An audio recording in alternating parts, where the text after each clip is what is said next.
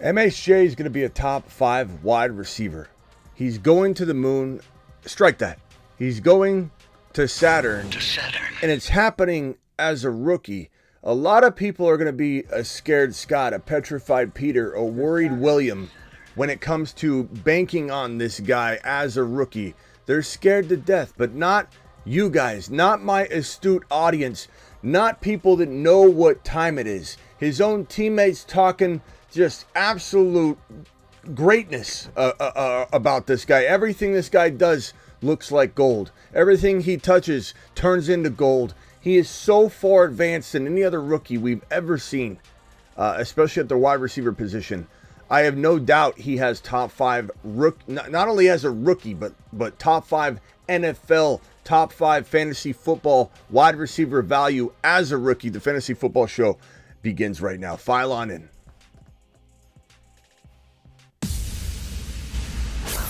Live from the FantasyFootballShow.com studios. It's the Fantasy Football Show.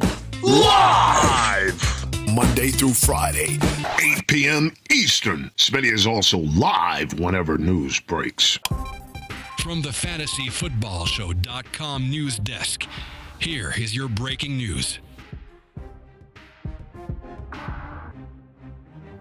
So this particular report right here coming out of Cardinals camp, essentially, second-year cornerback Garrett Williams used one word to describe his first-round pick, or the Cardinals' first-round pick, his rookie wide receiver, his buddy, his pal, Marvin Harrison Jr., calling him special. Other teammates saying he's just so far advanced, that he's everything that everybody advertised. Williams in particular said that he's everything people have said he is. Even from not signing the Fanatics deal to not going to the combine to not having his pro day, he's been one step ahead of everybody. And instead of judging him for it and saying what a diva, he doesn't need to work out for anybody, he's just going to walk straight to the NFL, he was on point with it because he got to work. He started becoming an NFL wide receiver from the jump instead of trying to get into an unnatural body weight to hit 40 times and then to try and hit the bench press and to try and do drills and play at an unnatural weight, kind of like a boxer dropping weight unnaturally, getting almost unhealthy right before they're going to compete. It doesn't make sense sometimes the way we put this pressure on players, especially wide receivers and running backs, to run this 40 time or you're cooked. Marvin Harrison Jr. didn't need to play those games. He's been literally months and months and months ahead of everybody.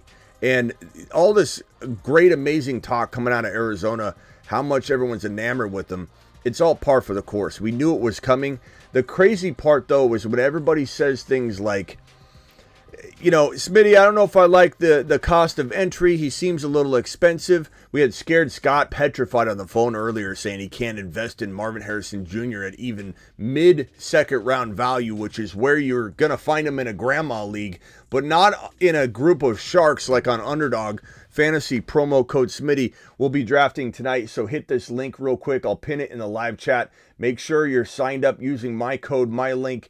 Do it live, smash it. But we'll be drafting tonight on Underdog. Here's something I'm going to hit you with some truth right here that I think you don't get time to digest and time to really evaluate and time to really soak in.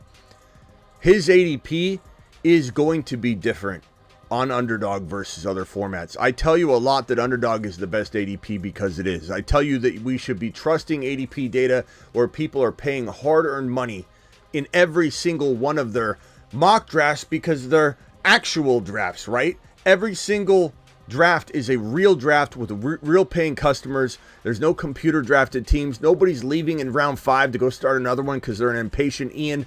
This is hardcore data, and that overrides and supersedes having the right format or draft platform accumulating bad ADP data off garbage, and then you say to yourself, well, that's on my format, that's non-best ball, it's ESPN, it's got to be better than using Underdog best ball, right?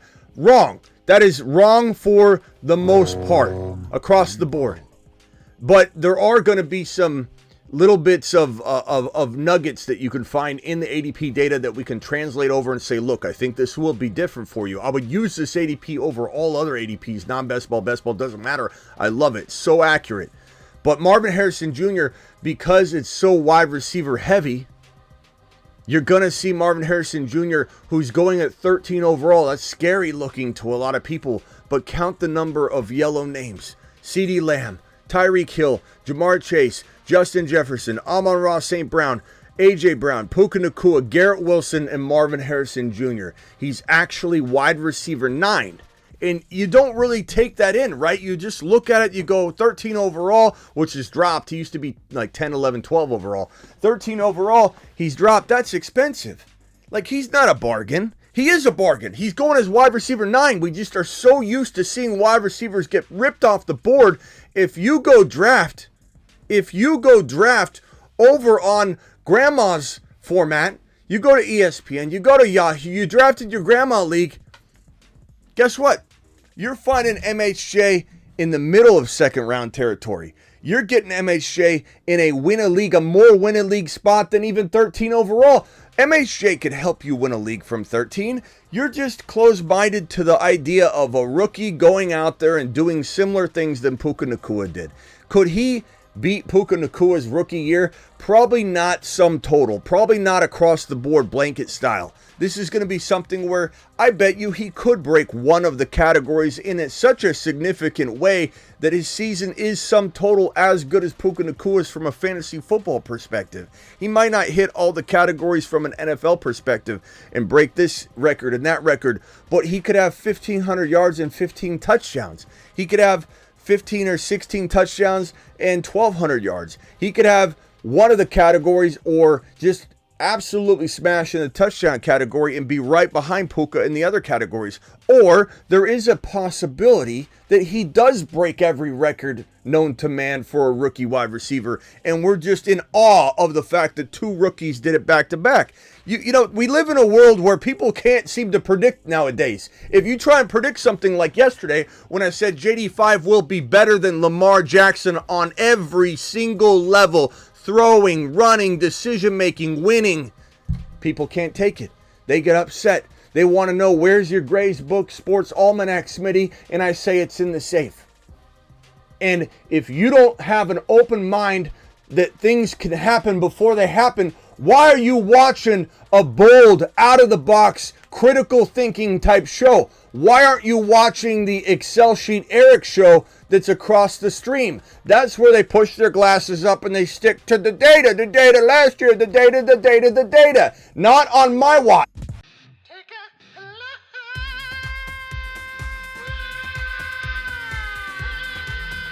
This is the best wide receiver that has come out of college probably in the history of the NFL. This is arguably the best wide receiver top to bottom that we've ever seen come out of college, that we've ever seen at this stage in the game. He is so far along, like I said, on every single level, mentally, physically, just in terms of his mindset, business-wise, everything about this kid. Because what? His dad? Partly, yeah, but because also he is that guy. He's just that guy. And his dad has helped mold him, sculpt him, and try and put him in the best position to thrive. He does have an amazing board of directors and advisory board on Team MHJ. There's no doubt about it. He's got a huge advantage having his dad in his corner, knowing the ins and outs of the league, having connections, all of that. No doubt about it. But some players would take that and fail with it. He's not. He's taking it. He's running with it. He's taking with it what he's given, and he's thriving with it. He's turning into an absolute monster. There's no doubt in my mind this guy has the makings of a Hall of Fame type of player. You can say that's putting the cart before the horse. I don't care. I don't care what you say, Bob. I don't care what you say. I'm here to do what I do. This is what I want to do. This is how I feel. This is what I'm going to say. And that's plain and simple. And there's a man named Marvin Harrison Jr. that happens to be inside a family that met another family, and we call this the Smitty bunch. The Arizona Cardinals, the McBride and Pitts, the siblings all match up. The quarterbacks all match up. We got Alice in the middle, keeping it together. If Alice falters, Penix Jr. steps up. This is the Smitty bunch, and I'm here for it. You're here for it. We've got so much fantasy goodness and glory on this screen. It makes me smile ear to ear. And the most important topic here is that in your grandma leagues, in your non-best ball, because not everything's about best ball.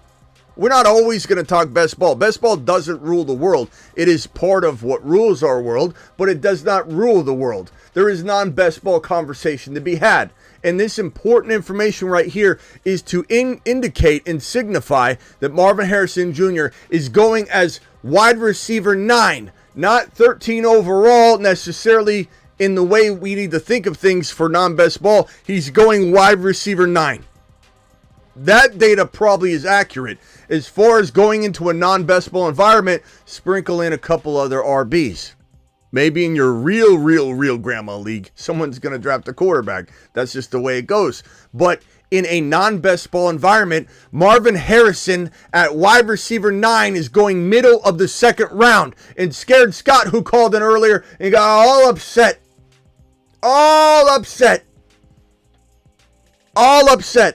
He, my friends, is going to miss out on having this guy explode and be an absolute monster in 2024. The question is, are you going to be scared, even in best ball, to take him at the 12-13 turn? This is 2.1. This is 2.1, ladies and gentlemen.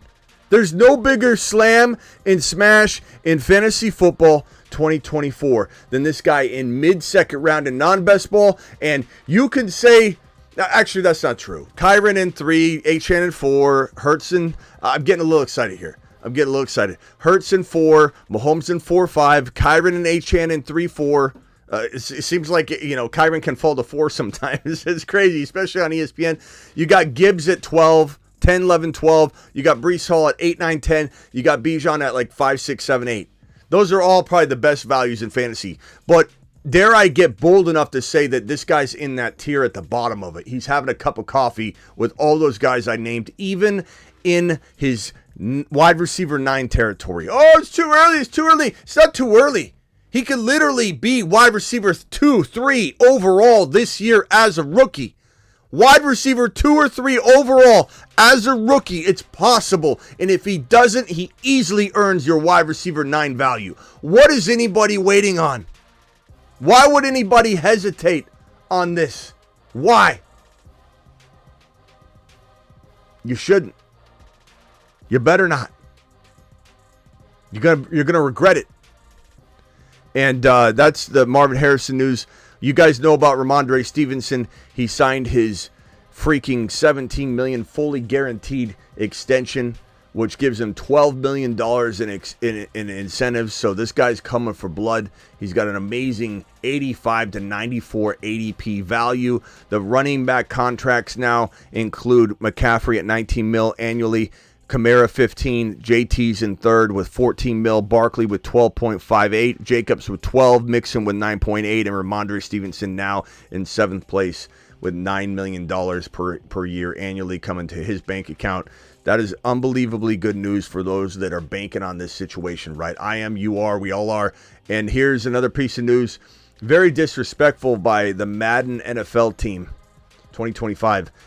In the preview for the game, in the trailer, they have, in the very first showing of anything, they show a kickoff. And they have Justin Fields returning kicks. They have Justin Fields returning the kick in the trailer. And I don't know about you guys, but this seems like an omen of like a reverse omen going on. This to me might be one of the more laughable moments if he does grab a hold of the starting job. And you may have heard yesterday he's struggling in camp and all that. That's one athletic reporter that said that, and everybody took it and ran with it. And everybody thinks that everybody's talking about it.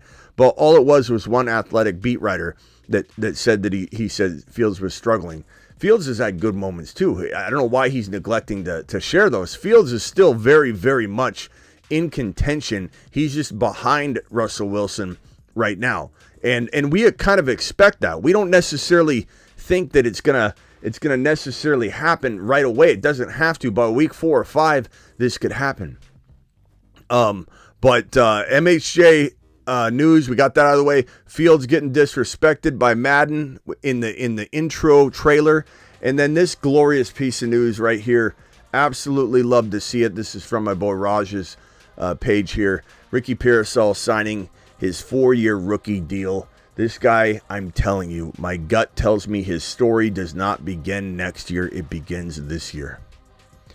I believe this is going to be the season that he has a monster breakout season as a rookie. I don't know how it fully can happen. It would probably come down to a trade, right? It'd probably come down to the Washington Commanders going after Ayuk and pairing Ayuk with his best friend JD5. They talk 2 or 3, 4 times a day, FaceTime each other at least 2 or 3 times a day, according to JD5. Ayuk and JD5 are like best friends. They have bunk beds. They've scooted them together, more room for activities. These guys would be out there with the rapport immediately. It would be a kick to the nutsack to the values of Jahan Dotson and McLaurin, because Ayuk would take precedent because of the rapport relationship that's already established between Ayuk and JD5. JD5 has mentioned tons of times that his favorite NFL player, the person he would want to play most with would be Ayuk. He said that before he even got drafted. So Ayuk and him are fast friends. I think the Washington Commanders are going to make this happen. But if they don't, there's still injury. Debo's got a lot of mileage. I think Ricky Pearsall, the door gets opened to him earlier than people expect, partly because one of those wide receivers will be gone next year. Debo most likely would get traded in 2025 offseason, whereas if something happened now, it could be that because Debo's under contract and they don't have to worry about signing him, he can do whatever he wants. He can complain next offseason, whatever, but Ayuk is the one that's kind of problematic right now, right, for the Niners. So they could trade Ayuk away. If they don't trade him away, if Ayuk bets on himself and plays on his 5th-year option, I still think at some point during the year they start to usher this guy into more and more work to prepare him for next year. And it's going to be a bummer for whoever owns Ayuk.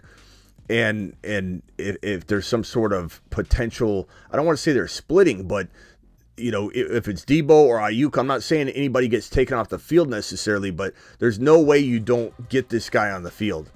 At some point, some way, he's going to get work. I don't want anyone to get hurt. I want someone to get traded, but I do feel in my gut, in my bones, that this kid is going to have a great year no matter what happens, whatever door opens that.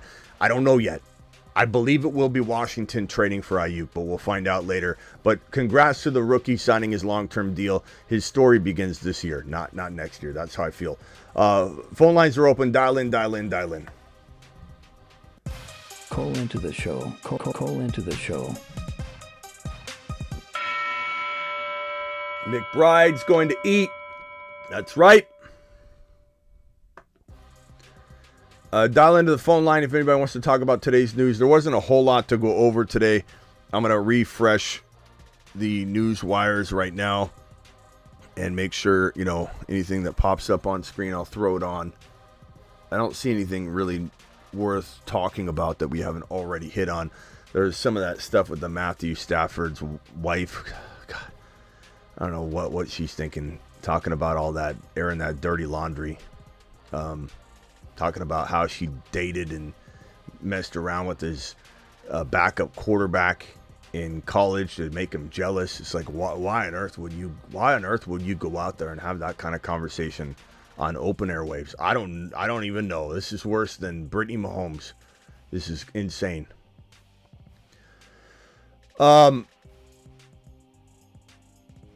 Anyway, dial into the show. If anybody's got a question, I'm here to answer for you. I'm trying to read some of the chat here. Double Decker, Marvin Harrison, love you, Scared Scott. Where's Scared Scott now? Is he still petrified? This guy couldn't for the life of him imagine drafting Marvin Harrison Jr. anywhere in round 2 on the phone line earlier today, and I about lost it. Smitty, don't ruin your skin like many others with the tattoos. Thanks, Phil. Appreciate thanks, Dad. But just for that reason, I'm getting tattoos. I'm gonna get sleeves on my arms, bro. Just because you said that. That's one of the modern day families, the Brady Bunch. Absolutely. Look at this glorious crew. Look at them.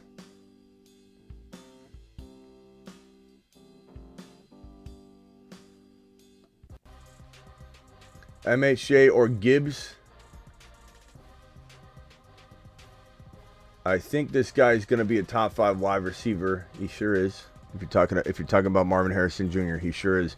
MHJ or Gibbs. I am leaning Gibbs, says J-Max. If this is Dynasty, I think I could go either way.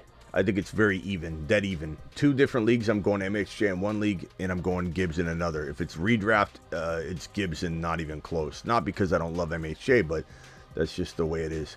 Blasphemy, Smitty, LOL. I'm not sure what that's referring to, Travis. You'll have to remind me later.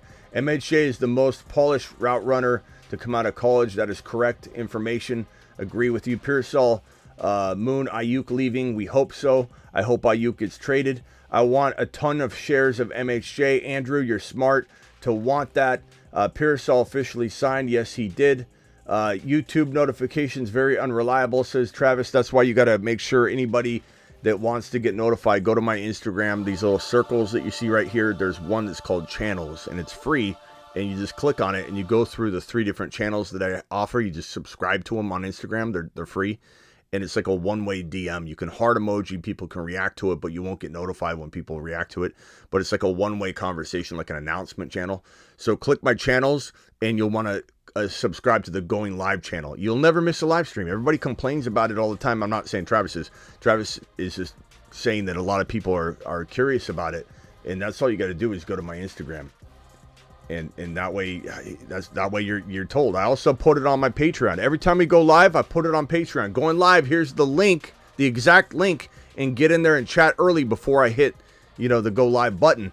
So, I mean, there's tons of ways to never miss a show. Not to mention, I'm live at 8 p.m. Eastern, Monday through Friday. Sometimes I run a little bit late. I'm trying to work on that. But look, this is the way this show is. Some days will be early. I'll go live an hour early and stay all the way through. And some days will potentially,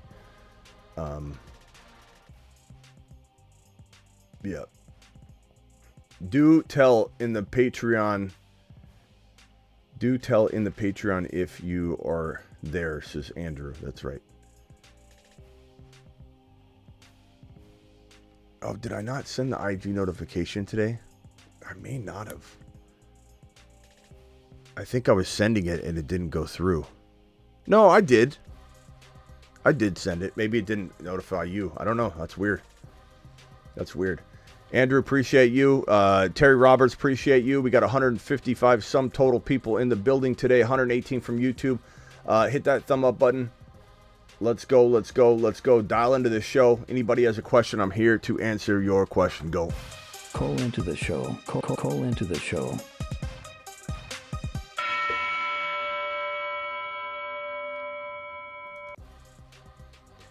Travis did a live shout out on the Patreon. Nice. It's also in the Patreon.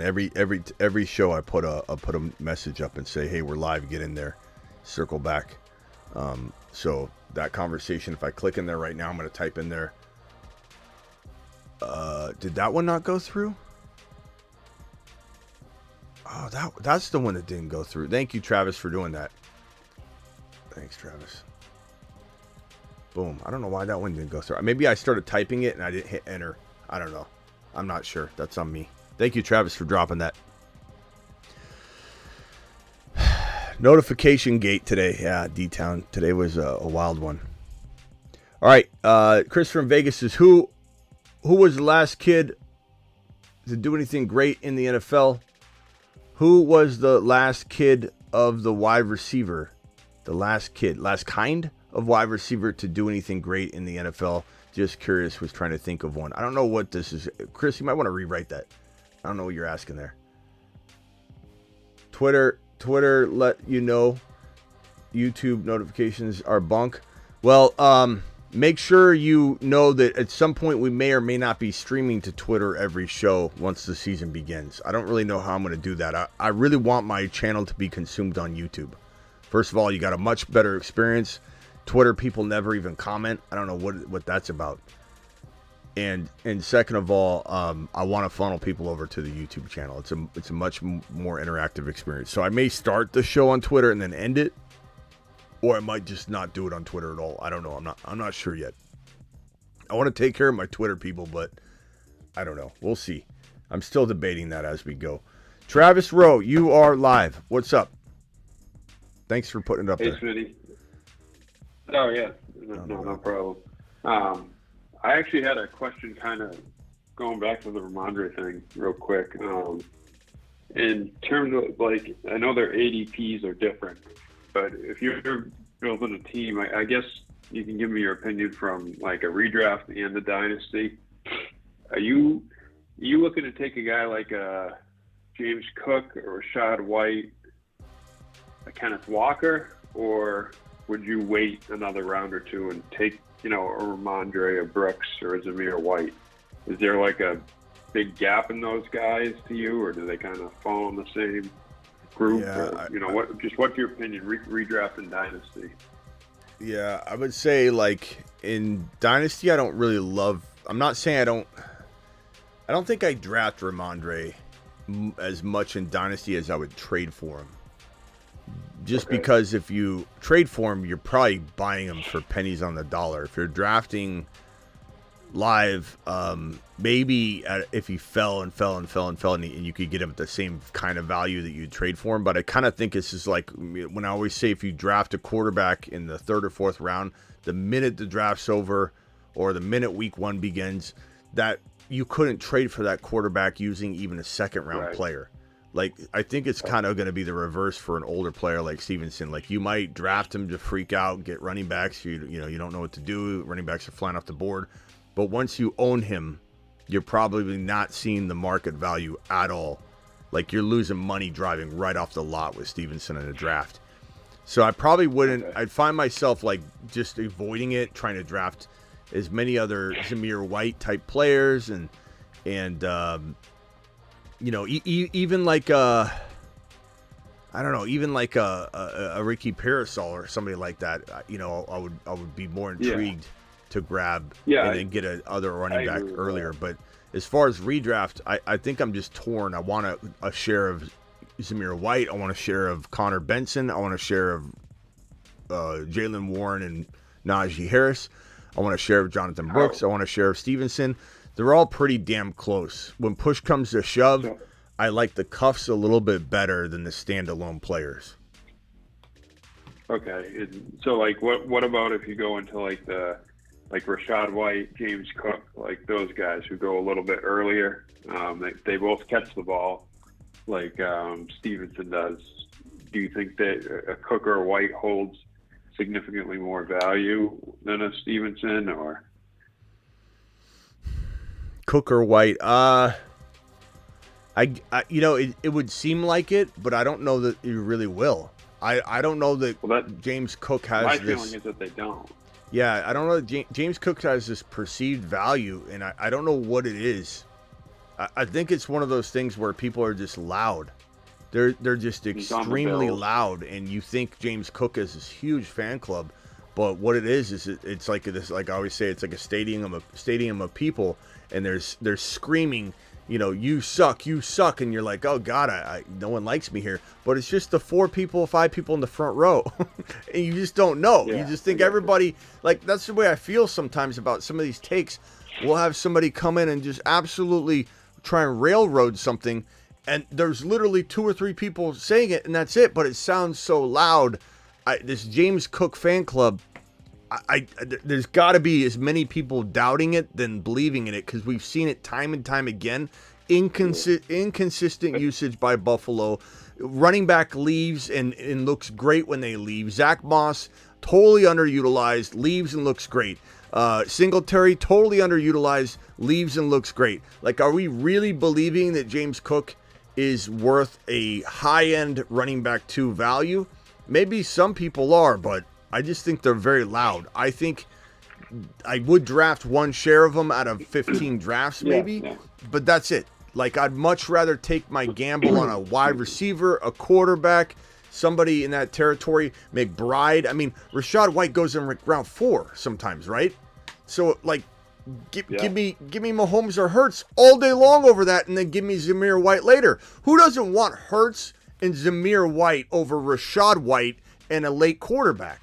Like, how is this even, like, how is that even a debate to anybody? It's beyond me.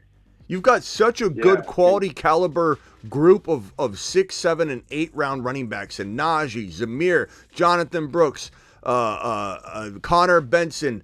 All of these guys are just sitting there for the taking. Kenneth Walker. Give me Kenneth Walker and Hurts over Rashad White or James Cook and later quarterback. It makes no sense at all to me.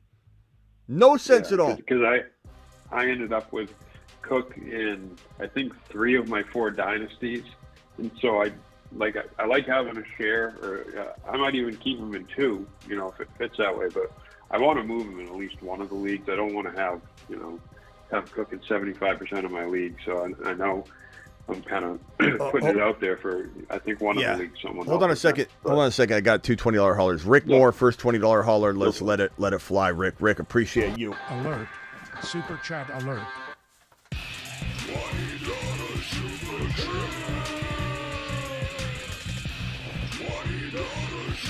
Rick Super Chat goes as follows. I appreciate your thoughts versus stats approach. And again, Rick, I appreciate you appreciating me. Okay, for sure. But, not to just defend myself here, but I oftentimes get so coined as not a stat guy. And I'm not saying I take offense to the comment. You give me a $20 compliment. I'm just merely saying, for those that think that I just fly by the seat of my pants, I'm constantly throwing stats out. I'm constantly, showing you these boards and talking about the data over and over and over and over. And I just want to make sure that there's any new people that come into the building, they don't, for whatever reason, come in and say, oh, this guy doesn't do any stat or data. Like, I just think the reason it looks that way is because I do it on top. I do what you're saying on top of doing all the data stuff. We're just live so much. These most people will do an hour show. There's a team of 4, 5, 6 analysts and 2 producers and all these different, facets to it. I'll do a one-man band, 2.5, 3-hour show, 5-hour show, 24-hour live stream. And in that, you're going to get a lot of gut instinct conversation. But to Rick's point, if I had to coin myself, how much percentage am I stat guy, how much am I gut driven, eyeball test guy, I would say definitely feel like I'm 60, 70% gut. But I just wanted to throw that out there because a lot of people do think that I don't use stats or data. This guy just comes out and says things. I don't do that. Rick, appreciate you acknowledging all of that hard work. Appreciate you. David Klein with a $20 holler. Alert. Super chat alert.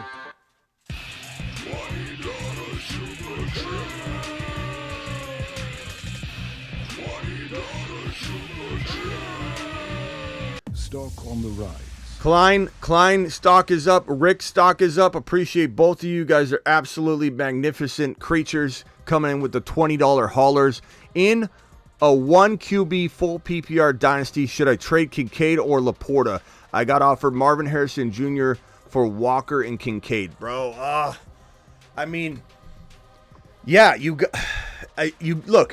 you got to take that. Marvin Harrison Jr., where am I drafting him in a startup draft? First round. In a dynasty startup draft, he's a first round pick. He's borderline first rounder in a redraft. So he's like a top 5 overall player to me. He's arguably, quietly, I don't need to pay this price right now, but I will when the time comes. Don't tell anybody. He's arguably my number 1 overall wide receiver in dynasty startups. I'm not talking rookie. I'm talking overall dynasty number 1 wide receiver. So where are you drafting Kincaid in dynasty? Round 4, round 3 maybe, but round 4. Where are you drafting Walker? His redraft value might be higher than his dynasty value, and he's going in 6, 7, wherever. So this is an absolute smash because you already have the number 1 tight end in fantasy football. Kincaid could be, but getting rid of one of those guys for that deal, absolutely smash the hell out of that. Go get Marvin Harrison Jr. and do it live. Smitty approved. You've just been Smitty approved. And then these 2 Max with a $2 scared Scotty, making me laugh your ass off on Stevenson breaking news show. Yeah, Scott had to change his pants twice during that live stream. And Chris from Vegas says Marvin Harrison Jr.'s dad was a really good receiver. What other wide receiver? Oh, that's what you're asking. I mean, we know his dad was a wide receiver, but what other dad had a good, Ed McCaffrey, I don't know about across the same position, but Ed McCaffrey and Christian McCaffrey comes to mind, and that's pretty damn good. I know what you're saying. Look at Bronny and LeBron. Look at Michael Jordan and his sons. It's not always, clockwork, but the one thing I would... Griffey, Bonds. Yeah. Yeah, I don't know that it's like clockwork, but it's certainly good, to have those genes in there. But there's a lot of brothers and stuff that play and Bosa brother. It's not like unusual that the genetic, how do you even make the NFL? How do you, that's a crazy feat all in itself.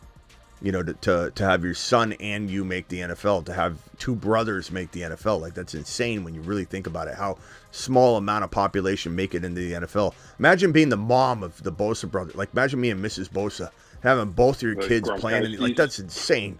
It's just insane. It's hard to even fathom. But I don't know that I would look. I don't know that I look at that. They're crazy for how. I'm sorry. Go ahead. Go ahead. I was just going to say they're even more rare because they were both premier picks, way up there. I don't know. One was first overall, I think, and that's even crazier, just that elite tier. Yeah, it will be crazy if Luke McCaffrey ends up being a lot better than people expect, and I think he could. You imagine Ed McCaffrey, Christian McCaffrey, Luke McCaffrey. That's going to be crazy. But I wouldn't look at it as a negative, Chris, in any sort of way. Chris is on the phone line. I'm coming to you in 1 second, Chris. Your Smitty brain plus stats equals smash.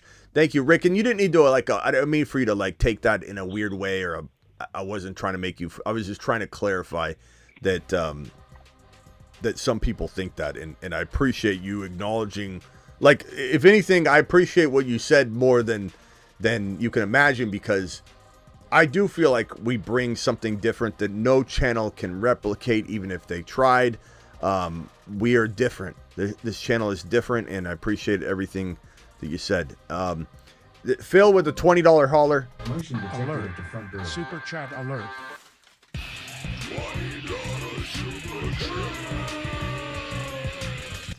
Phil with the $20 hauler. Preparing for my one managed league. 10-team full PPR, one flex. Running backs that catch passes always seem to give teams an edge. Torn between going one running back and wide receiver, two running backs, or two wide receivers to start. Your thoughts, Smitty? Don't have a draft spot yet. So that makes it hard for me to fully prepare you. If you gave me a spot, I could give you a little bit of an indication, Phil. But my advice stands strong across the board whenever I'm asked this question. I can give you good ideas, right? But you'll always want to go best player available. The mindset of even trying to say, should I go position, and you're drafting a position and not a player, means you're preparing to leave value on the board. Unless you get extremely lucky and the best player available happens to be your strategy. You can't take the strategy in. You're going to leave value on the board. You might as well put a blindfold on and just throw darts at the players and say, oh, that's who I'm drafting. That's how it feels. I'd rather lose than play like that. And I'm not going to lose. You have a better advantage going best player available. I'm just merely trying to say, I'm not taking a position. I hate that advice. I think that, not Phil, not talking about you, I'm talking about advice you may have received before. I hate the advice of, you should go wide receiver, or you need to go running back and then take the best available wide receiver. Why would I draft like that? That is so stupid. That's so moronic. To draft you don't even know that person giving that advice doesn't even know who's on the board. What? I don't even understand how people can even have even remotely a chance of giving you good advice when they have no idea what's going on. I will say in general, Phil, I love the hero RB. I do love the hero RB. And running backs that catch passes always have an advantage. That's not just in your league. So that is the case. But the good news is almost every running back in today's NFL catches passes. So it kind of rules that whole, you're going to get those guys. Those guys are available late too. You could go hero RB. If you get a middle draft slot, bro, 6 or 5, I would try and go Jamar Chase or JJ, right? And then if you get Jamar Chase or JJ or Tyreek Hill, you get one of those or Lamb. Then you go Kyron and Achane, get those guys that catch passes. That's phenomenal. You get a late first-round pick. I'm very tempted to go Gibbs and MHJ, Gibbs and Garrett Wilson. And then you start off with balance. I'm not scared to go running back, Jalen Hurts, and then go Tank Dell and Devontae Smith. In your grandma league, Devontae Smith falls. He doesn't in other leagues. It just depends. Tank Dell and DK you can get in that scenario in a grandma league. I'm not scared to build my wide receiver room that way. So I'm not going to tell you to draft a certain position, bro. All I will tell you is that Achane in round 3, Kyron in round 2, and a wide receiver in round 1 would be a fantastic way to begin your draft. That really, I could almost tell you in advance that can't really go wrong. And if you were to try and cement something in, because I know those values are near best player available no matter what scenario I've seen, because I've seen it repeatedly. And so I would say smash the hell out of that strategy if you can. Dynasty Superflex, last question, then I'm going over to Chris from Vegas. Dynasty Superflex, should I trade Jameson Williams for DK and Dotson? 100%. 100%. I like DK over Jameson no matter what, like straight up. And you're going to get Dotson out of it, who may or may not get Ayuk to land in Washington to ruin his value a little bit. But I don't care. I'm taking that gamble all day long. Give me DK. Smash the hell out of that. I like Jameson Williams, but no thank you. Not over DK Metcalf. Even in a Dynasty startup, I'm drafting DK so many spots above Jameson Williams. How the hell are you getting Dotson as well? You should be giving up to Dotson. Chris from Vegas, you're live. Hey, Smitty, how's it going? What's up, bro? So to kind of go back to my question, what I was going to ask you is, based on talent and also current situation, do you feel Marvin Harrison Jr. is as good as his dad right now, or does he have the potential to be even better? Because if the answer is potential to be even better, then I don't think anyone should be nervous about, drafting Marvin Harrison Jr. top 10, top 5. Marvin Harrison Sr. was really good, but yes, I believe Marvin Harrison Jr. could be better. I know that a lot of people don't like to hear that because they're logical people. Not that I'm saying I'm not logical, but like I feel like I can ride that risk train all day long. I know a lot of people don't like to say things, hear things, do things when they don't know what's around the corner. But bro, my job for 20 plus years, I've always been on YouTube, but I've been on radio. I've been creating content on the fantasyfootballshow.com for 23 plus years. I think it's been now. I am so used to literally on my forearms dragging my body to the corner of the assault zone and just looking around the corner for everybody else while they're all behind me, right? I'm taking all the pop shots right at me. I'm the one going down to look around the corner, and when it's clear, I tell everybody to come. Like that's just that's in a nutshell. That's my job, and I'm gonna take a lot of hits. I'm gonna take some L's. I'm gonna go around the corner and get hit. bad move, but my job is to go and look ahead for everybody to the best of my ability, and then say, follow me. I found something. Found a way out. I found an elite stud. His name's MHJ. Some people don't like that. Some people want the safe Sammy content. That's fine. This isn't your channel. I can promise you that. But I 100% in my gut feel like this kid not only landed in the best scenario other than maybe Buffalo, and even that's debatable because this could be the best scenario. Period. The two best scenarios were Arizona and Buffalo for a landing spot. And I wanted Dunze and Marvin Harrison Jr. I didn't care which one really. I kind of wanted Marvin in Arizona. I'm not going to lie. But either one, if they just both went there, we would get 2 to 5 wide receivers. Guaranteed one of them being number 1 overall. Unless injury struck. But unfortunately, Dunze didn't go to one of those spots. But MHJ did. And MHJ, to me, given how it's kind of like, when there's that kid in middle school that's so much better at basketball than everybody else. And he's just got a leg up. He's got this lead on everybody. As long as he keeps developing at the same pace as everybody else who works hard, he'll stay ahead. And that's just the way MHJ feels. I feel like in 2 years' time, we will see a guy that resembles anybody in the National Football League. I'm not saying he'll look like JJ 100% this year the whole time, or Lamb, or whoever you want to throw out there. It took Lamb a little while to get to full Lamb mode. Lamb even grew a half an inch. Not this offseason, but the past offseason. He grew a half an inch taller. Like, there's so much your body goes through. He's trying to learn, NFL defenses. He's trying to figure all that out. And so he's going to have ups and downs, but a top 5 season because of a very strong finish, like he catches up to be a top 5 wide receiver, is so in the cards. And give me 3 years, and I think everybody and their mother, give me 2 years, and everybody and their mother will agree that this guy's going to be a Hall of Famer. I think right now people just don't like that. You don't even know he hasn't caught a pass yet. Like, good for you. I just think having family that has been in the NFL and been through all this and done this, and especially your dad playing the exact same position, I mean, I think that has to count for something. It has to be some kind of advantage. I mean, even if it's a small one, it's something. Yeah. I mean, just look at everything. Like, isolate it. Look at the Fanatics deal alone.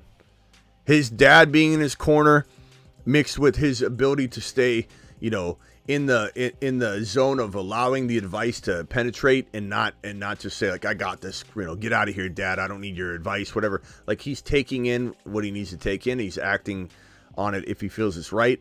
And just he may have reshaped the way rookies, incoming rookies and junior players sign deals. Like, not very many normal people even had a clue that these players were signing away their rookie and sophomore NFL season rights inside the college 4-year window, like the last 2 years of college into the NFL window. Like, these rookies, nobody really knew about that. Fanatics had it on the hush, bro. They were just like, we're gonna continue to give these kids opportunities, and in some ways they are.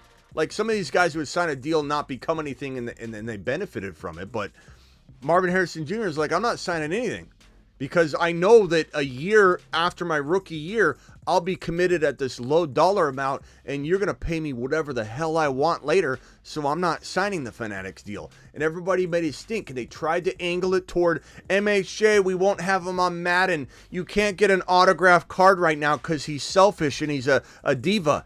It doesn't stick. The people that know what they're talking about, the people that understand it, didn't judge him at all. Him not going to the combine, oh, they tried to spin that. What a diva. All these other fan bases that know they're not going to get MHJ just ripping on him. He's a diva. No, the astute minds knew that he didn't have to go. He's already going as the number 1 wide receiver. He maybe could hurt himself by going to the combine. And not that I'd be scared to compete. I'd be like, I don't care. I'm not scared of that. I'll go out and compete.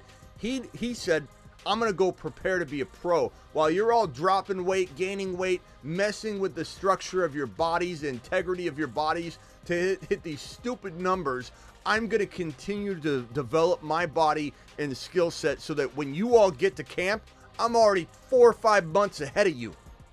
And that's just insane. This guy's so advanced. So advanced past everybody. He's already a sophomore in the NFL.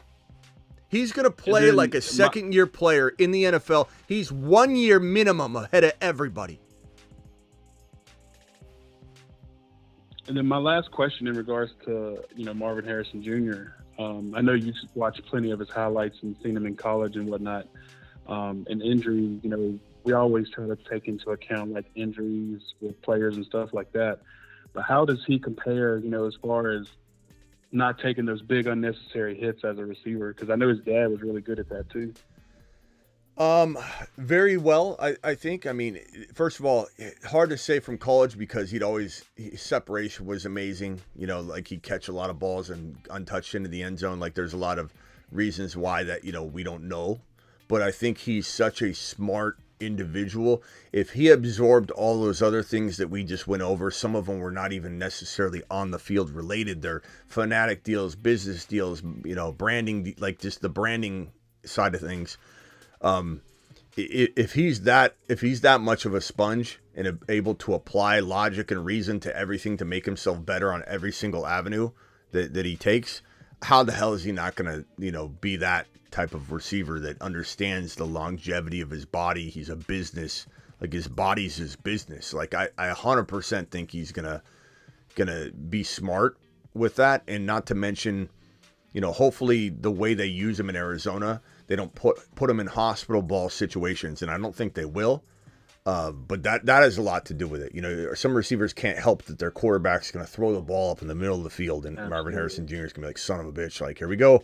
That's what Adams, that's why I said Adams is going to get hurt at some point last year, or even Jacobs would get hurt, because just that Raiders offense did not put those players in the best position. They were in vulnerable positions.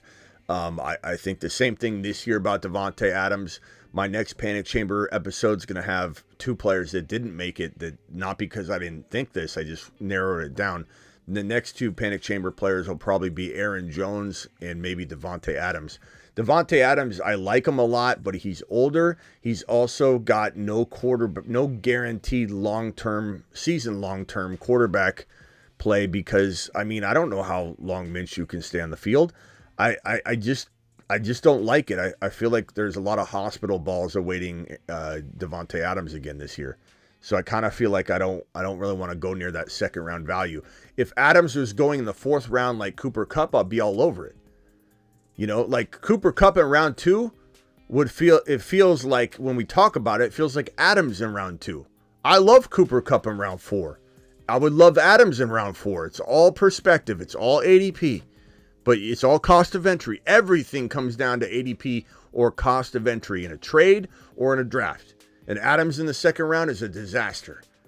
But MHJ, to answer your question, I don't think he's going to be put in a horrible position often in Arizona. I think they'll know how to use him. And I think that if any wide receiver in the history of college football wide receivers coming out of the college football environment into the pro environment, if any one of them is going to be smarter with the conservation of their body and putting themselves in vulnerable positions and not vulnerable positions, it's going to be MHJ. Like, I have no doubt about it that he's the guy for the job in terms of what you're talking about. Exactly.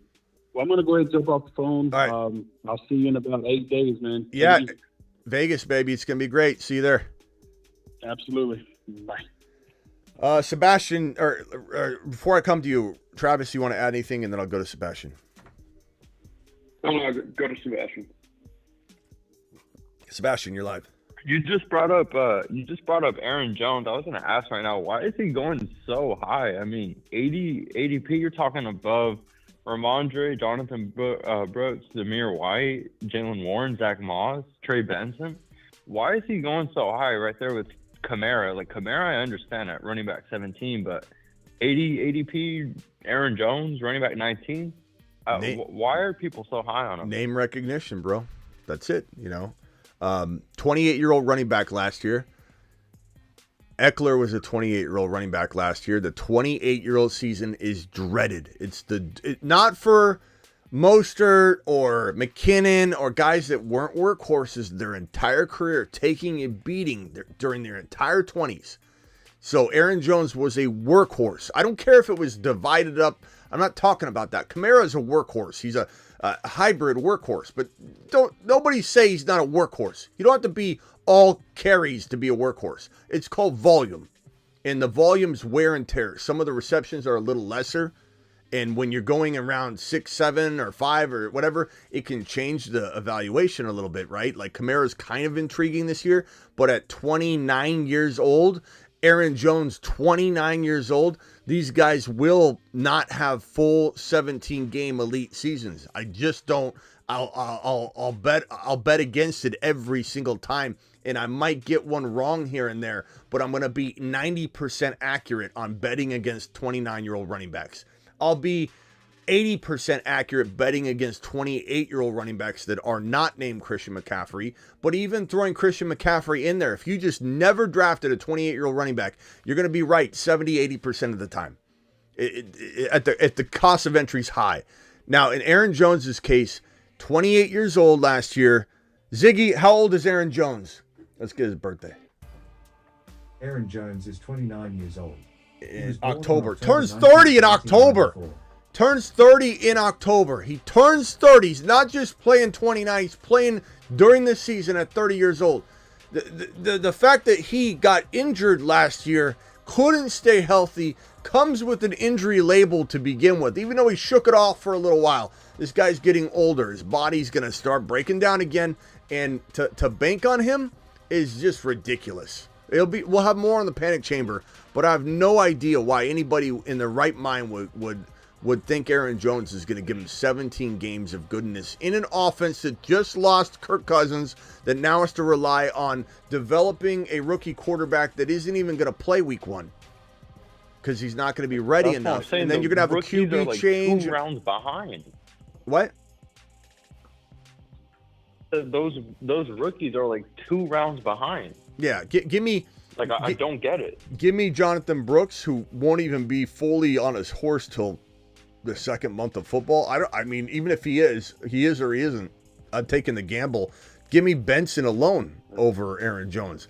I'm not using. You better not be using Aaron Jones as your starting running back anyway. So if you're drafting him, why not draft a guy that's going to be on the other side of that trajectory, right? You want a guy like Aaron Jones that's going like this, and then when you need him, he's on the down tick? Or do you want a guy like Benson who is going like this, and then when you need him, by the time you need him in week 8, he's firing on all cylinders? It's just logic. Like, why in the hell would anybody draft Aaron Jones? We just got through talking about it. Jahmyr, Najee and Connor, or Connor and Benson, Najee and Warren, Zach Moss and Brown, Chase Brown. You could get those combos if you want, or go Zamir White. Don't need to cuff him. Stevenson, don't need to cuff him. Walker and Charbonnet. All of those are so much better options than Aaron Jones. Some of them so much further. Like you said, I can, instead of drafting Aaron Jones, go tight end.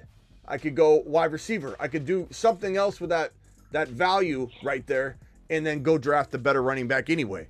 That's what we'll talk about on the panic chamber. But Aaron Jones Evan is a Ingram no-go. is like right there, and he's been crushing ADP every year. Like, why? I don't know.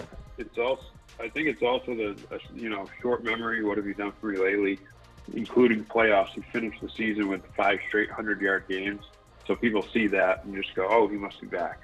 And they don't take anything else into consideration. Yeah, hold on. Let me see if he's even on. We may have him on we may not have him on this list, but we need to. Hold on. And off he goes. Yeah, he's there. To the planet known as Uranus. So Aaron Jones is on the planet Uranus list. Pollard is on it. I'm tempted to take Pollard off just in hopes that, but I don't know. Take him off. Bounce back. No, I might. But Edwards, Swift, Aaron Jones, Keenan Allen, these are some of the biggest avoid players in all of 2024. I don't know why anybody would go near any one of these guys, but maybe Pollard because of cost of entry. Gus Bus, like why? Why would you even just take Vidal? Swift, I mean, Joe Mixon at running back 15 too. Yeah, really high. Yeah, he's borderline. Who was the other guy that I said was going to be on the panic chamber? Aaron Jones and who? Keenan Allen? No. I just said the player. Who did I say, guys? Tell me, chat, what I said. Aaron Jones and there's a receiver, Adams, Devontae Adams. So Devontae Adams will be on this list as well. And it's not that I don't, like I said, it's not that I wouldn't like Adams if he costed Cooper Kupp value, but he doesn't. He costs second round value. And the reason Devontae Adams is going that high is because the wide receiver is not a dead zone, but it starts to flip into a third round wide receiver type value in round 2. And because people are, and this isn't in non-best ball, I don't think you'll have this problem. But in best ball, because people are scooping up wide receivers so early, you're having wide receiver 3s get pulled into the second round. You're having Marvin Harrison Jr., who's a second round wide receiver, get pulled into round 1. So once you do that, you have so many, you're borrowing from the other round. And by the time you get to the second round now, especially like the mid to late, and there's no wide receivers that look second round appealing, you start going, damn it, who do I just pull from round 3? Devontae Adams. Like, Devontae Adams in 3 would be okay. You know? I don't know. Tough to say. Let me put him on the list. Hold on, let me put Adams over here. And off he goes to the planet known as Uranus.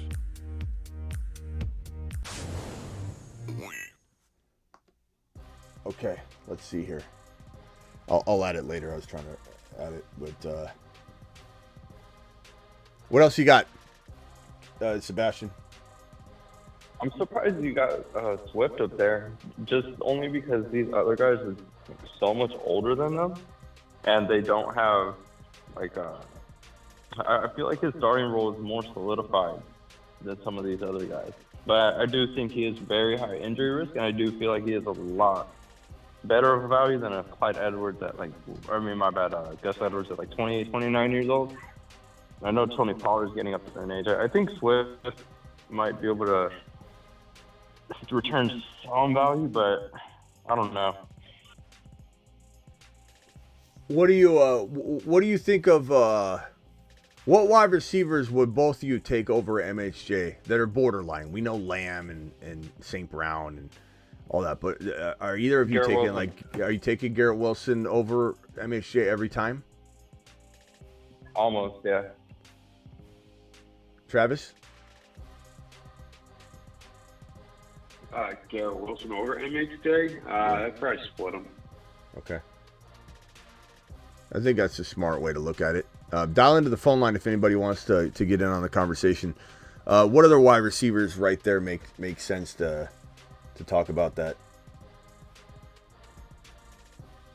A.J. Brown? Puka? Puka is going ahead of MSJ like clockwork, but that's a conversation to have. I know I've mentioned it before, and people are like, "Oh, you can't do like, you can or can you?" Like, I'm not saying I'd take Puka or MSJ over Puka necessarily. I did it in a draft one time on accident because I didn't think Puka was still there, and I was timing out from the 12 pick. London, I feel like belongs in round 2, but I think you take him as your first drafted player, you're soiling some of the upside, because you want to have him like outside the top, like right around borderline top 10.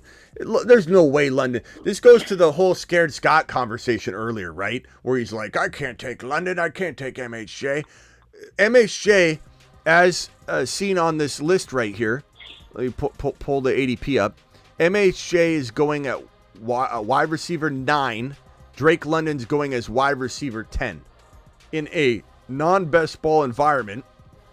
That is a mid-second rounder. In best ball, it's borderline round 1-2 turn.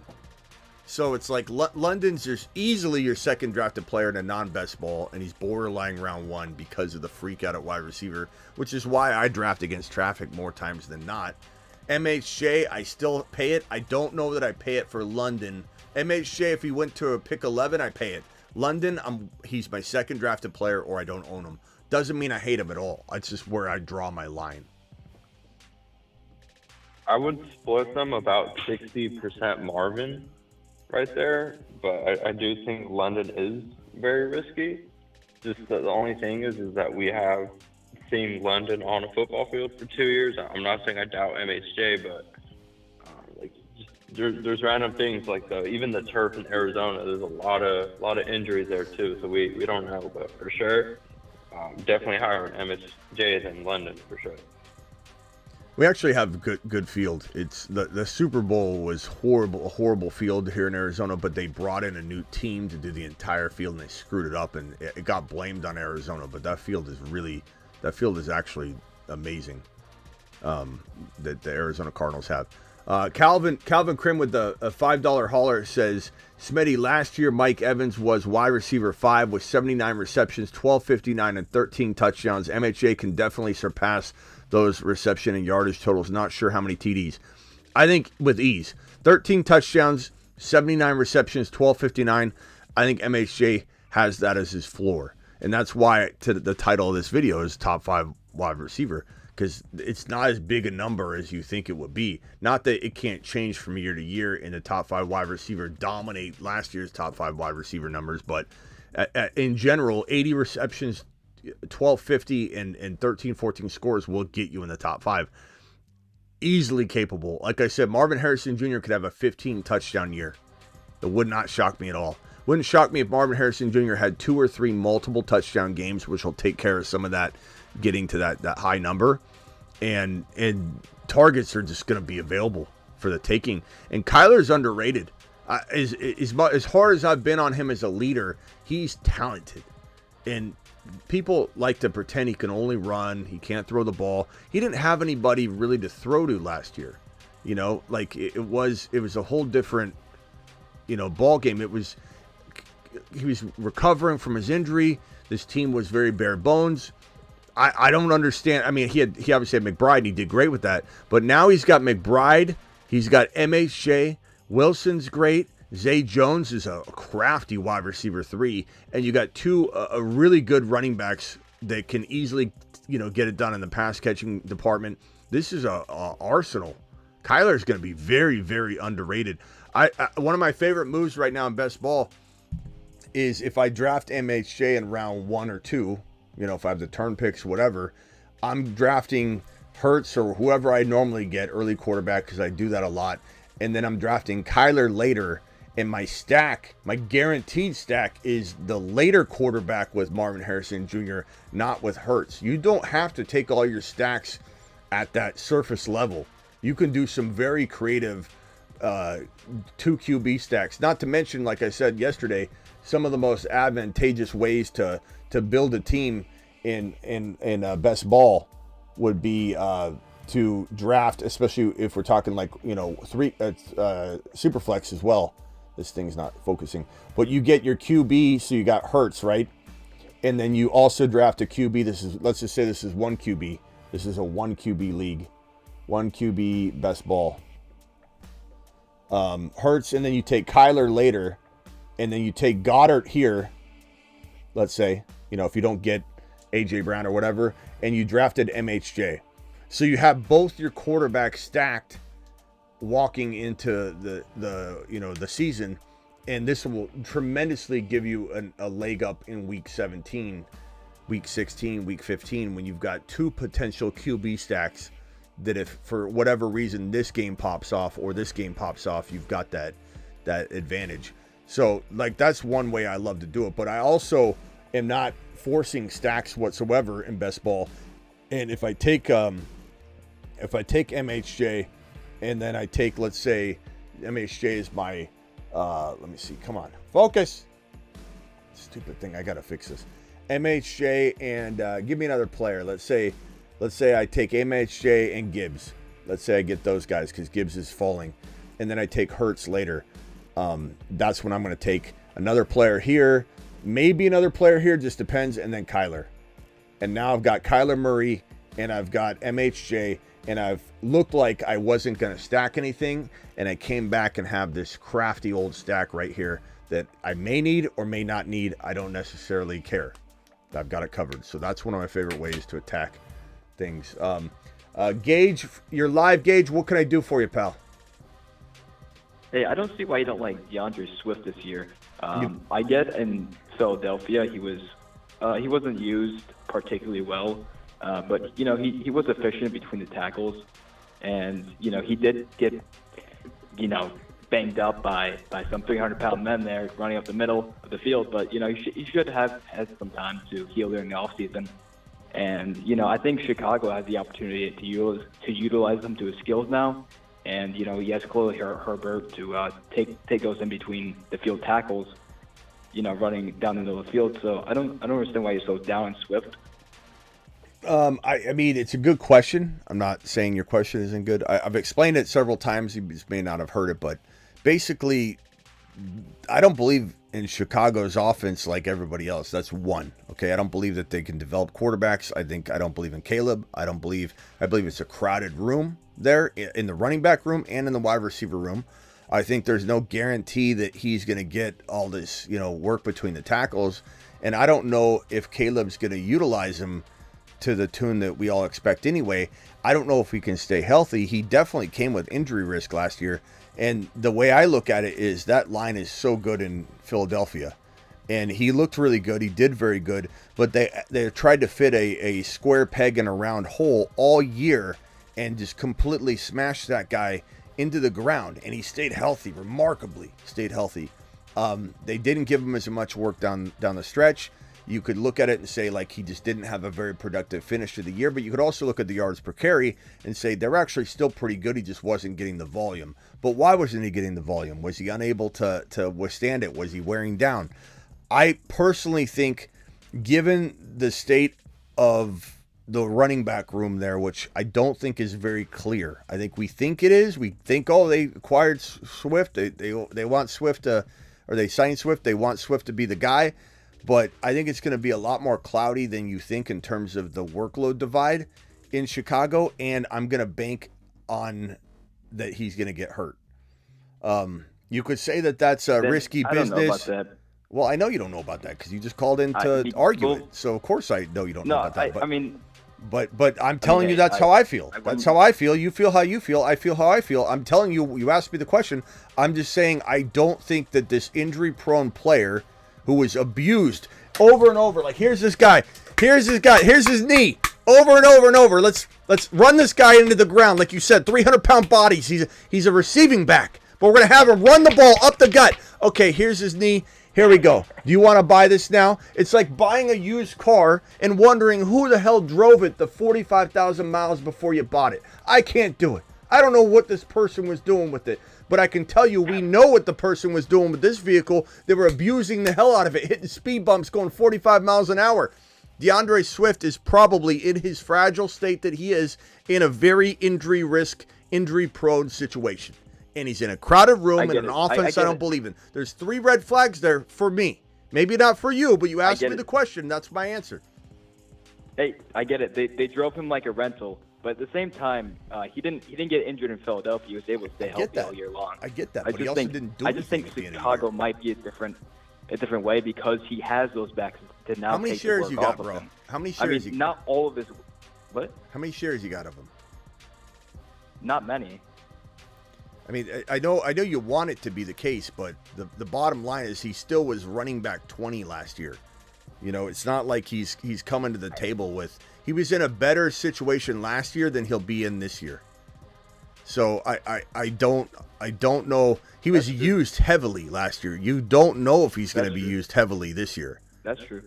The other thing I would say, and again, I'm in defense of your argument, like I'm giving myself a rebuttal and taking away some of my own ammunition. Look at this game log here. First of all, we crapped our pants. This is a Moon Man last year. I had him on the Moon Man list. We very much loved DeAndre Swift. And we were right for the cost of entry. He did very well for us. But running back 71, I had to change my pants that day. I was like, holy crap. Our Moon Man sharded on the moon. We got to recall him from the moon. He went to the space station, tried to get to the moon, and shit his pants in week 1. 71. Running back 71. How is that even possible? Then he was running back 4. Thank God. Running back 15. Not bad. Running back 12. Not bad. Running back 10. Running back 9. We're feeling pretty good at this point. Running back 23. Running back 14. Okay. Running back 25. All right. Bye week. He's going to rest up. Running back 9. Yes. We knew the rest would help him. Then 32, 37, 52, 28, 14, 39. Didn't play. So that's a tough thing to evaluate. And again, if you take away my ammunition, if you go into these weeks right here, the yards per carry were actually like above 4. So it wasn't like he wasn't doing it. But why wasn't he getting work here? Was he breaking down? Could he not handle it? I don't know. I don't know what the answer is. All I know is they abused the hell out of him, like you said, drove him like a rental car. And I just don't. There's too many things to worry about there. He's going to a crowded room. I mean, do you think they're not going to use those other RBs? I don't know. They absolutely will. It's just that I think they're going to be able to take the pressure off him. Now, I can understand what you're saying with Swift, and I completely agree with you to a sense there. Now, with Keenan Allen, I think he's going to get there off of volume alone. I don't believe in Caleb Williams at all. But I think there's a possibility that Keenan Allen can pay off if we're drafting him. Now, would I? No, I would take. Are you a Bears fan? You're a Bears fan, bro. No. I can smell it from a mile away. Yeah, you are. I'm an Eagles fan. How could you be? How could you like both these players going over to Chicago? Then I don't know. Keenan Allen is changing teams. He's changing teams. He's 32 years old. There's a lot of possibility. There's a lot of possibility that can happen in Chicago. We don't know their offense. This is just pure speculation. I know. But I think that these guys are able to get there off of volume. Maybe. I just think a 32-year-old wide receiver moving teams, which is never really a good thing, on top of being older, on top of having a rookie quarterback, on top of Chicago failing to develop rookie quarterbacks over and over and over and over and over again. If Keenan Allen was there by himself, okay. Even DJ Moore, I don't understand the DJ Moore love when DJ Moore is not there by himself anymore. He has Keenan Allen and Rome Odunze. Yep. There's 3 wide receivers there. I want nothing to do with that trio rotation unless it's Odunze late, because Allen's going to eventually get hurt. I think Odunze comes in and then he's competing with just DJ Moore, but I don't know, bro. You trust your gut. You know, I could be wrong on this one. We all have our opinions. I'm not banking on Swift. I can tell you that right now. Not to mention, like, let's play a little game. DeAndre Swift's ADP is where on Underdog. Let me pull it up. 89. 89. Let me put Swift up. Okay, so DeAndre Swift is 89. Jahmyr White is 1 spot above him. You like Jahmyr White more? No, I don't. I think that's an ambiguous backfield. I am drafting Alexander Madison a lot at the end of the draft. What? I don't like Jahmyr White. I can completely see why other people would draft him. I'm just not taking a shot this year. I get it. Well, why don't you like him? I'm just curious. It's not like he can't have his opinion, Sebastian, but I just want to know, why do you not like Jahmyr White, who's the lone starter, got so much volume down the stretch, wasn't leaned on until the end of the year. Jahmyr White was a monster down the stretch. So much volume. Madison. Yeah, who the hell's absolutely Who the hell's Madison? I'm not disagreeing with it at all, but it's an ambiguous backfield. You have What do you mean? What, ambiguous? Whoa! Ambiguous backfield?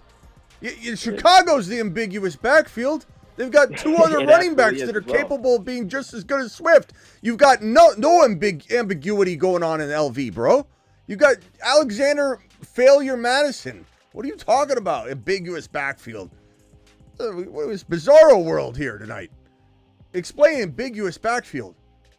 He's the lone starter. We don't know who's the starter there. What do you mean you don't know? Bro, you watching anything this offseason? What are we talking about here? What do you mean he's not the starter? Where are you? I'm not saying that he's not the starter. I'm just saying there's a chance that he doesn't start. There's a chance the sun doesn't rise tomorrow. But with what? There's a chance the sun doesn't rise tomorrow. I mean, who the hell knows? Of course. Of course. I'm just saying that I don't like his price tag. And I get why people are drafting him, because he has all his potential. And I do have a few shares of him, but right. I'm not drafting. So Squawkability, I'm coming to you next. I'm sorry about the delay. Actually, let me just answer this real quick. Can't pass up Gibbs, so I never get MHJ. But if Gibbs and Kyren Williams is gone, I'm going MHJ. Okay. I agree with that. We're talking Dynasty, right? Because Kyren Williams doesn't. I mean, Kyren Williams is high in Dynasty or redraft. If you're talking about MHJ's value, that's really, really high. I would say Kyren Williams is going around 3 in redraft, probably 3 in Dynasty, if not further in Dynasty, because people are going to be more fearful of Kyren. So I think you're taking Kyren too high. Not to say don't take him. I'm just saying take advantage of ADP. Kyren and MHJ in redraft or Dynasty aren't even near each other. As for this question, Jonathan Brooks or DeAndre Swift? Redraft. Best ball. Answer that question. Gage? Jonathan Brooks. Okay. Let's see. Najee Harris and Jaylen Warren. You could kind of cuff them. It's not the easiest thing to do. It's not that hard either. I love cuffing them. Okay, do you like that better than DeAndre Swift? I mean, that's not a very fair question because you have two guys going to the same spot. It is a fair question because you're on the clock. You're on the clock. Do you take the gamble and draft one of them maybe a little earlier, maybe a round earlier, and get the other one right here, or what? No, I tend to let one fall. So if I'm at the 12th hole, I'll draft. I have no problem drafting back to back at 84 and 85 or 85 and 86. Zach Moss and Chase Brown. Is that better than Swift? Yes. Okay, Connor and Benson. Is that better than Swift? That's an unfair question. It's not an unfair question. It's not an unfair question because these are the decisions you got to make when you're going to blow your load on DeAndre Swift at 89 overall, and you can go value shopping and get a better running back 2 or a running back 3. But you're asking me if I want a running back, if I want 2 running backs who have the same caliber as Swift.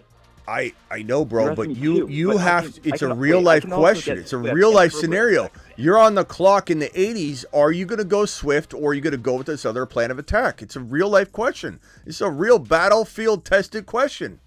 This is real life stuff right here. If you pick Swift, you can't do the cuffing. You can't grab Najee and Warren anymore. Huh? If I go Swift, there's a possibility I can get Khalil Herbert or Roshan Johnson or all. I don't want them. Draft I don't want recently where I did get all 3. I don't want that. I don't want that cuff. I don't. You might want it, but I don't want that cuff. I get it. It's risky. I think honestly, I think you don't realize it, but I think you answered the question in some ways that you'd rather have all those scenarios over Swift, potentially, or most of them. So my question back to you, and you don't have to answer this. Kind of done with this conversation, but why take Swift? There are better options on the table than Swift. So this comes down to the ADP. If there was a world where Swift went another round or 2 later, I'd probably draft a lot of Swift. Could Swift actually be pretty decent for a string of games? Be worth a 90 overall, 95 overall pick? Sure. I'm sure there's some drafts I would take him in the 95 range. Yeah, no problem. But when I'm sitting here at 80-something, and I've got Jonathan Brooks, Ramondre Stevenson, Najee Harris, Zamir White, Jalen Warren, Zamir White, Zach Moss, and Chase Brown, Connor and Benson, the easiest ones to cuff out of that entire crew, by the way. I'm taking those every single time. So therefore, like Swift or not, Swift is out. I'm not going near it. But that's me. I also don't believe he's going to stay healthy, but that's me also. Any other question? I don't agree. I don't disagree with your point at all. Oh. I think it's very fair. Okay. But all Swift needs to do is pay off his dividend is where he's being drafted at pick 90. Now, one thing I don't get what you put on the Uranus list is why isn't Neighbors up there? He's being picked at like 20, 28, isn't he? Like that's way too high for me. Well, I think that Planet Uranus is a player that I don't believe in. Okay. Sometimes you can hit the Planet Uranus board if I believe in you, but your ADP is ridiculous. I'm not going to put. He's a player that I would shy away from at like 2nd to 3rd round turn value, but he's easily got the ability to earn late 3rd, top of 4th round value. So like I'm not putting him on the Planet Uranus list, men list. I'm not. But I could understand somebody saying I don't want to draft Neighbors this year because I'm fearful the target share won't be there for him. I know everybody wants it to be, but that's not a bust caliber player. It's just like he's a little overdrafted. That's a big difference between. Don't go near it. Like look at this list right here. The Moon Man. Oops, wrong list. Dropping. And off he goes. Swift, Edwards, Pollard, Aaron Jones, Keenan Allen. Those guys all, in my opinion, could leave you at the altar alone. Whereas Neighbors ain't leaving you at the altar. He's just going to be struggling to get the touchdowns potentially. But this is not the same thing. I'd rather have Calvin Ridley over him. Over Neighbors? Absolutely.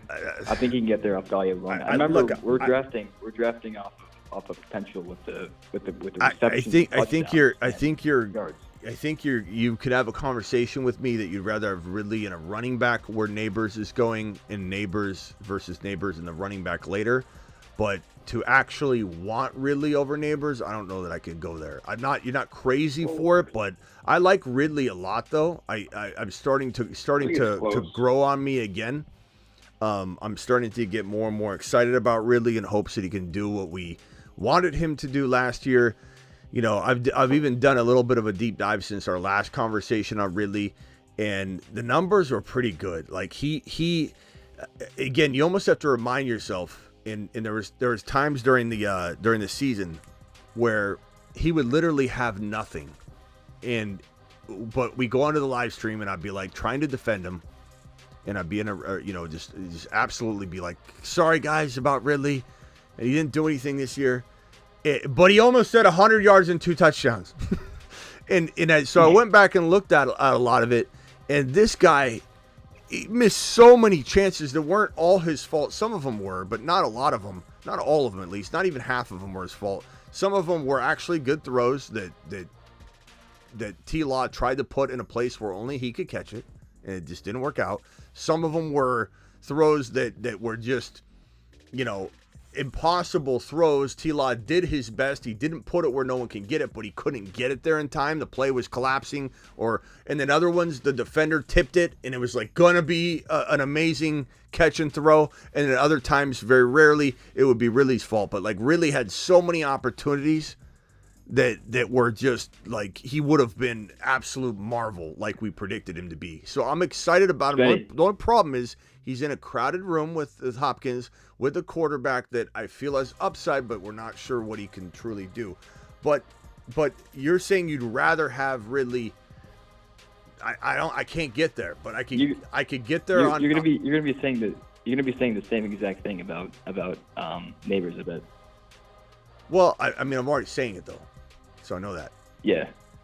Yep. But Ridley's got a nice upside to him in his ADP, but I think this is a different conversation that you're trying to have. Like Ridley, you wouldn't want Ridley over Neighbors. Ridley's going at 60 overall, but I think what you're saying is you'd rather go running back shopping at Neighbors' value than take Ridley later. Like I get that argument, but to like want to trade or something or value them, they're not close in ADP. So. Right. No, I agree with that. And I mean, not that I don't agree with that. It's just that I think Neighbors should be going in the mid-60s or 70. I'd rather take Keon Coleman over Neighbors. Keon Coleman is in a much better position than Neighbors is, and Danny Dimes, I don't believe at all. He's going to fail again. Well, he's got $40 million. Again, I think that's also a different conversation. Not saying that there isn't sound logic between, and I do have Coleman as potentially the second highest scoring rookie wide receiver this year. Redraft, not Dynasty, but redraft. But I'm not, the way you keep phrasing it, I'm not taking Coleman over Neighbors. And you keep saying it that way. Like, do I like the cost better? Yes. You keep saying taking Coleman, I'd take Coleman over. You can't take Coleman over Neighbors. You can't. Not in redraft. You're talking about a whole different ADP world. But cost of entry, I get it. All right, Gage, you got to go. Appreciate you later. All right. Sebastian, final thoughts. I think you got a couple super chats too. Okay.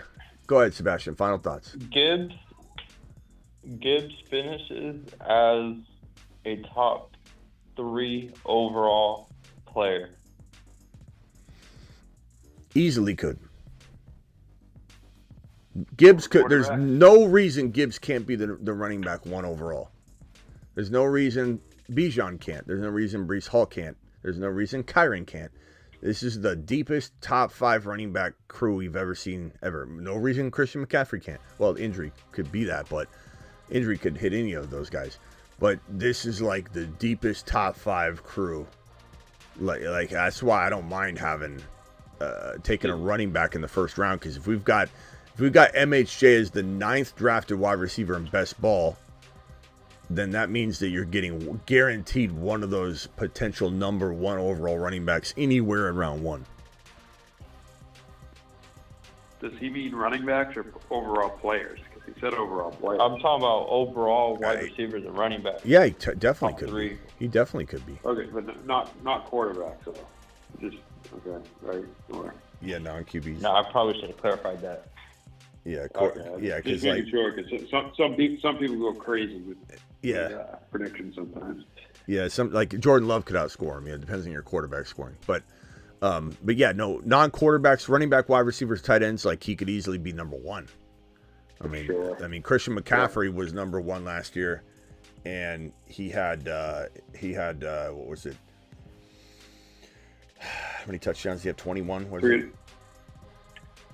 Yeah, 14 21, rushing, 21, 7 receiving, 21 total. So 21. So like, could Gibbs have? Maybe he has 18 total touchdowns, but he has like more rushing yards or more receiving yards, or maybe he just has. I don't want to say he outscores McCaffrey, but McCaffrey had a kind of crazy year, right, where he outscored everybody. I was just going to say, yeah. So you go down a little bit, he still could be running back one with like 15 touchdowns total, 1,300 rushing yards, and like 400 receiving. But Gibbs is probably. Gibbs could be a number one wide receiver on most teams in the NFL. Like he's absolutely electric in all facets of his game. Neighbors will be like owning Garrett Wilson last year, says Chris. Very much the case. Unfortunately, yeah. It's not to say that Neighbors isn't elite. He's absolutely elite. I know everybody wants it to be this year, but he landed in the worst spot he could have gone to for 2024. So Neighbors is definitely, but I don't want to put him on planet Uranus. That's for bus where busts go. It's like he's gonna do his best. He's gonna look good at times. He's gonna snag amazing footballs out of the air. But yeah, I mean, how do you? Danny Dimes has never had over an 800-yard receiver. Danny Dimes will probably not start even half the year. Danny Dimes is barely going to be ready for week one if he even is. I heard he wasn't going to be. Now we're hearing he might be, and now we're hearing he will be. But who the hell knows? He tore his ACL. He's coming back from that. Danny Dimes will probably try and vulture. He'll probably get injured in some compensation injury situation because he's trying to scramble and do things too early. And then, go ahead. Oh, just for context, because I think that is a good comp. Garrett Wilson in the Marsman League ended up as wide receiver 26. So just keep that in mind. That could be the range you're looking at for Neighbors. I don't know how I feel about this news. Atlanta Hawks are hiring the Atlanta Hawks, mind you, not the Atlanta Falcons. Atlanta Hawks are hiring 49ers head of player health and performance, Ben Peterson. God, all the people that get injured in San Francisco. Poor Hawks. Hawks, not Falcons. Yeah. So Neighbors, that's a good comment, Chris. I agree. Is this the Chris from yesterday, or is this a different Chris? I don't know. Wasn't it like Chris Miller from yesterday or something? Any concern? One quick question. Hold on, let me answer this one. Any concerns McBride's taking a back seat with MHJ? No, because Kyler's going to play that much better. Defenses will be focusing on MHJ, and they'll kind of help each other, keep defenses honest. There's also going to be enough volume for McBride. Plus, McBride didn't even remotely tap into what he's capable of tapping into yet. So, I don't know. I think McBride's gonna be fine. There's a lot of volume there to be had. Yeah, it could definitely. Red zone, I think it helps. It could definitely help. I mean, I think McBride's gonna be 1,000-yard receiver, tight end, and I think he's gonna pull in 7-8 touchdowns minimum. But we'll have to see. That's why I like Kyler so much this year. But we also have a shorter field. How is all this going to play out? I don't know. I mean, I think everybody's going to score more, relatively speaking. So, who knows what these numbers will look like? Nobody's talking about that we could have multiple quarterbacks scoring 40-plus passing touchdowns this year. And we just see these numbers get hiked up because everybody's going to have the football at the 50-yard line. I don't know. There'll be less punting. More teams will go for it on fourth down. I don't know what this is going to look like. Maybe it doesn't get affected at all. Maybe these teams like the Chiefs, who kick the ball off with a defender instead of a kicker, now have an extra defensive player on the field to kind of pin the team as deep into that target zone as possible. Maybe the ball's at the 33-yard line and it's not that big of a deal. Tough to really know.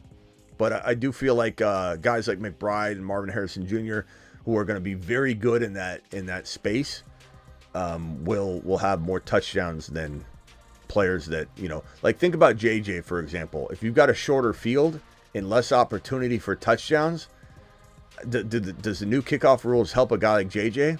Probably not. I don't think it crushes him, but I'm just saying, like, my thinking is a guy that doesn't get tons of red zone targets, end zone targets, touchdowns, that needs the extra yardage to get those deep throws.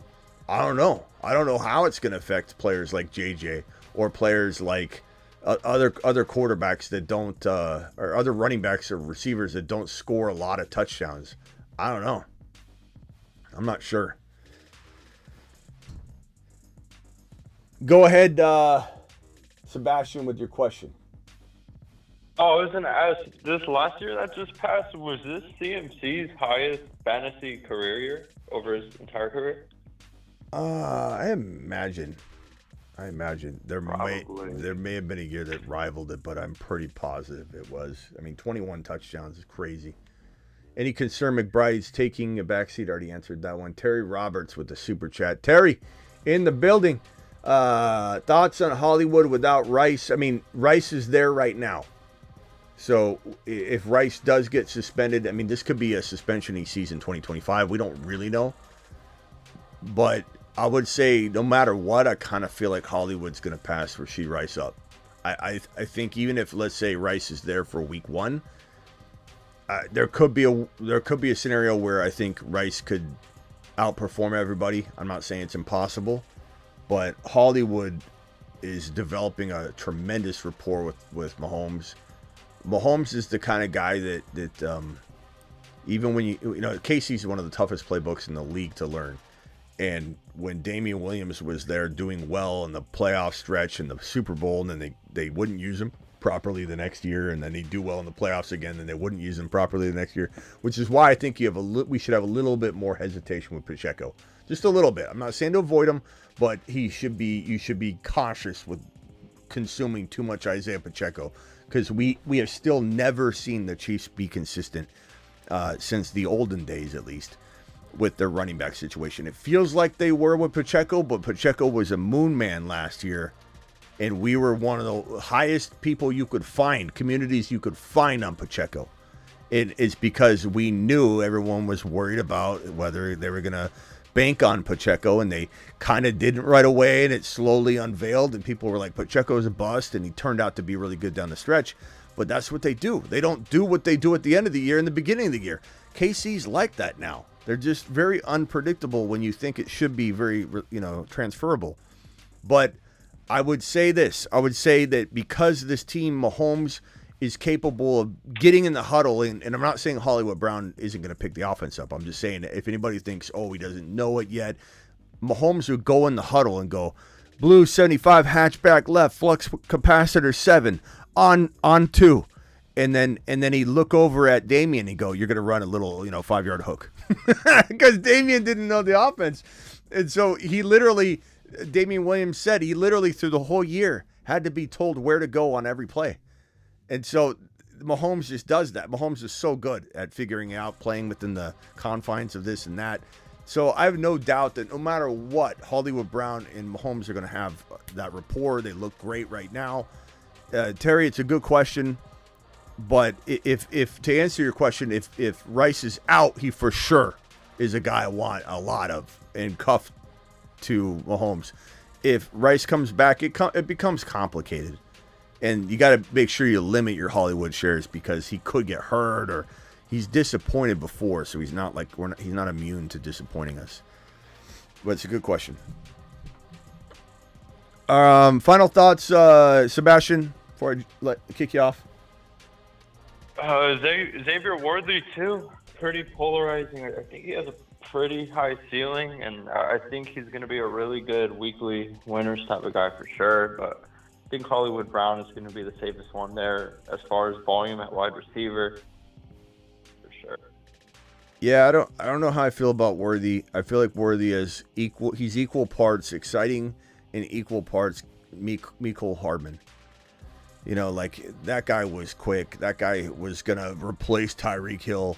Everybody was worried about Tyreek Hill when they drafted Mecole Hardman, and I don't know that Worthy feels that much different than him right now. I could change my mind. I'm not saying I'm writing him off. I'm not calling him a bust, but this guy, his first pass that was on at least that was, I think it was one of his first plays, runs a route, drops the ball. Like, I know it's one play. I'm not trying to judge his sum total of his career off his first play, but I'm just like, wow, like this guy, we're seeing the whole fantasy world overhype a guy that nobody was on walking into the combine. And that's a risky business when you let a 40 time dictate where you value a guy. The only thing that was different in this case, and I even admit it myself, is that the film looks damn good. Not the best out there, but it's like when you rewatch a lot of film on a guy that runs a record-breaking 40 time, John Ross, right? Any of these guys that just look so fast and you get enamored by it, Ruggs, John Ross, never work out. The top 40 guy, especially the record-breaking guy that no one cares about before the combine, and then everybody falls in love later, they never, ever, ever work out.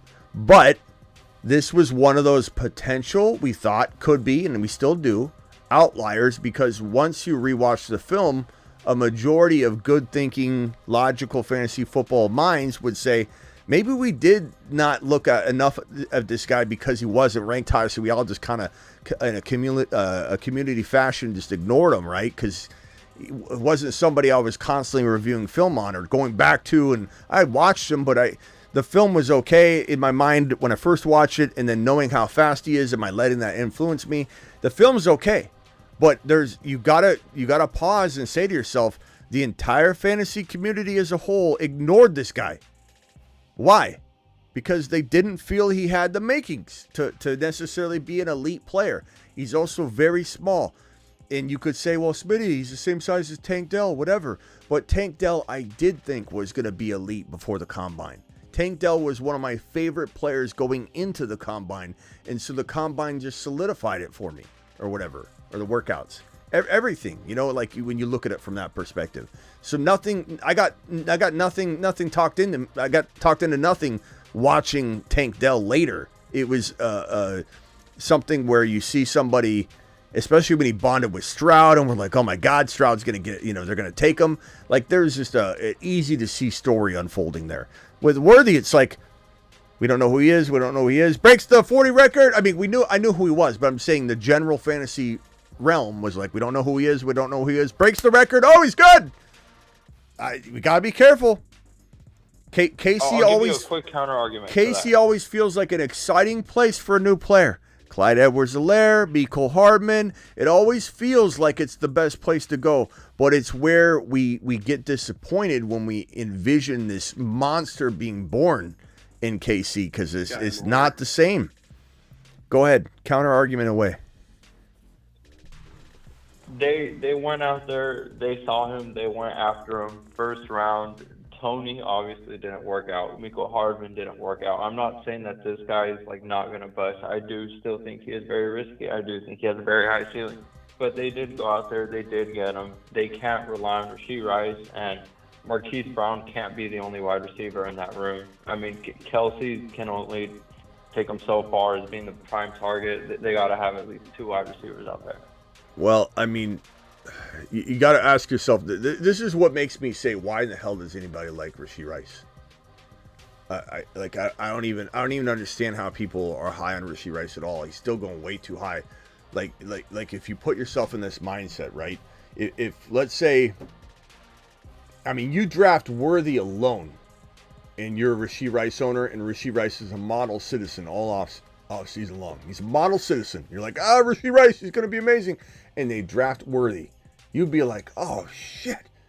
Like, the value just went totally down, right?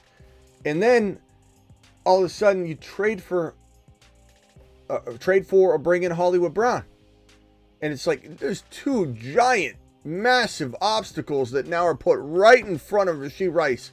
And yet people think he's still going to flourish and be the same guy if he isn't suspended. It's that whole frog in boiling water. Put a frog in boiling water, he jumps out immediately. Put him in lukewarm water, turn it on high, he'll slowly cook to death because it's so subtle he doesn't realize the difference in temperature. That's the same concept here. Is like the Hollywood Brown thing happens. The Rashee Rice off the field thing happens. They draft Worthy. And any one little thing doesn't feel like such a big blow. But you step back and look at this thing, and it's like, even the Worthy value, like Worthy's sitting there in a crowded wide receiver room with Travis Kelce and Pacheco there. It's hard to love any of it, really. I like Hollywood the most of the wide receivers because we're seeing that rapport on the field multiple times. Big, long touchdown snags. And so I'm feeling very, very excited about that combo more than anything else. Worthy, I don't know. Are we hearing anything on Worthy, bro? Have you heard much at all on Worthy? I've seen drops. I thought he was doing pretty good in the camp, but he has been tweaking his hamstring. Yeah, I mean, he got injured, and we've seen him drop the ball. That's all I've seen. And what is the most common thing for a speedy twitch, 40-time breaking wide receiver to have consistent problems with? Hamstring injuries. Pull your injuries, because he's too fast for his own skin. I mean, that's one thing that Tyreek Hill concerns me about is the Deshaun Jackson factor.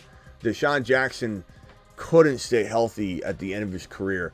He was still up to about like 2 years ago, was still one of the fastest wide receivers in the league. He'd get out there and he just couldn't stay healthy. Those, as they say in analogy, the hamstrings are paper thin at that point. At some point, I don't know when it's going to be. I'm not calling it this year. I can't. It's like Christian McCaffrey. You just gotta jump in. You can't walk away from Tyreek Hill yet. But at some point, Tyreek Hill is going to have hamstring issues, and he's never going to stay healthy. It's just unfortunate about that quick twitch, different dimension hamstring type player. All right, Sebastian, we'll see you later. I'll catch you later, all right? We'll probably be live tonight. All right, later. Travis, final thoughts. No. I'm all set. I'll see you if you're live later. Thanks. All right, later, bro. Bye. Garrett, thank you. Appreciate you, Travis. Garrett says, how high is too high for MHJ in a 12-man redraft? Non-best ball, I would say get him as your second drafted player, and nothing's too high. In a best ball draft, 12-13 turn is fine. But I'd definitely try and get him as your second drafted player in a non-best ball. That way you're packaging so much of that risk. 11-month membership message. What is the latest weekend draft of running back one? Any examples? I mean, look, Jacobs is a potential running back one. You could get him around like 3-4. Henry, you could get him around 3.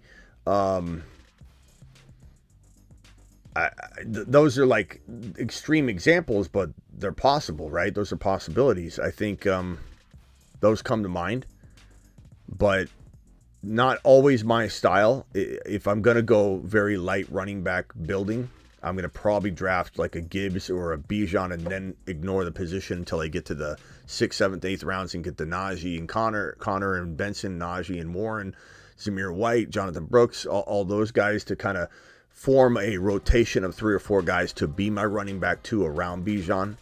That's kind of what I think how I would attack it. Thank you for the message. Appreciate you. Thank you for all the super chatters.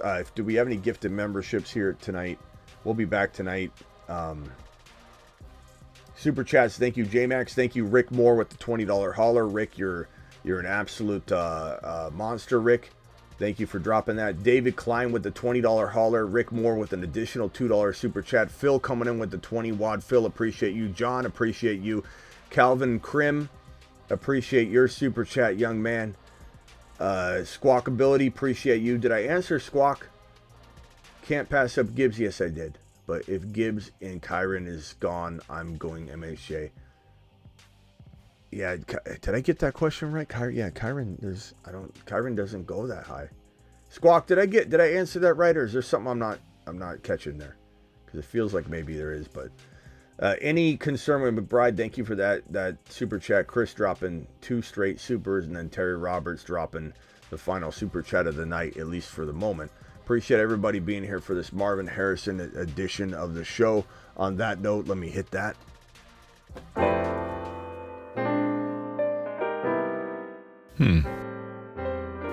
Hi. What would you like? Footballs, please. Lots of footballs, please. Coming up.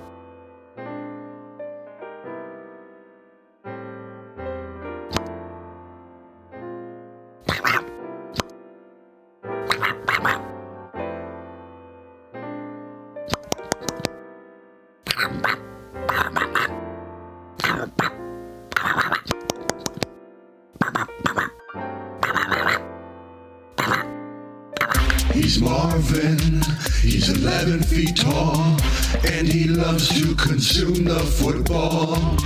He's Kyler, he's 4 feet tall, but Star and Marvin will answer the call. They're Kyler and Marvin. Live Monday through Friday, 8 p.m. Eastern, live whenever big news breaks, and also live most midnights. We do come in here most midnights, so where's that? This button right here. Monday through Friday, 8 p.m. Eastern, live whenever big news breaks, and then most midnights we come in here and draft. And if you want to draft tonight, please hit this link right now. This is the Underdog Fantasy link. It will get you in the door to draft with us, and I'm going to drop it right here and pin it in the live chat on the way out the door. Don't forget to join the Patreon. That link is in the description of the video. The first 200 or so people that subscribe to the Patreon, $10 a month, will get into a 240 plus man league.